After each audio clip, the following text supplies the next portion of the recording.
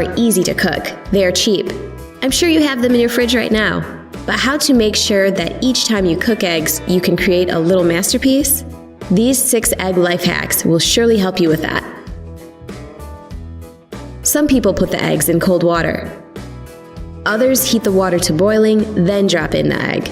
Both methods have advantages and disadvantages. The difference is in how fast you heat up the egg. Starting with cold water lets you heat the egg more slowly, which keeps the whites from getting rubbery. This method takes longer and gives you less control over the cooking time.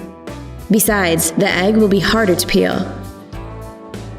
In boiling water, the egg heats up really fast, making it much easier to control cooking time. But this method has its drawback. Because the egg heats up so fast, the shell can crack. And how to get that perfectly peeled egg each time? Place your eggs in boiling water and cook preferred amount of time. Then place your eggs into an ice bath and leave them there for about 10 to 15 minutes. After that, peeling the egg is very easy. Just tap it on the table, roll it a few times, and the shell will go off by itself. Perfect! How long should you cook the eggs? If you cook the eggs in already boiling water, you will always be able to control the result. That's how the yolk looks like, depending on the cooking time. Pick those to your liking. We're done with boiled eggs. Let's get on to fried ones. We have the pan on medium heat. Let's add some butter. Now break your egg carefully.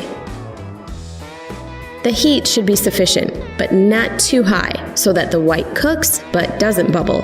And here comes the egg hack, adding a bit of water. And now we put the lid on.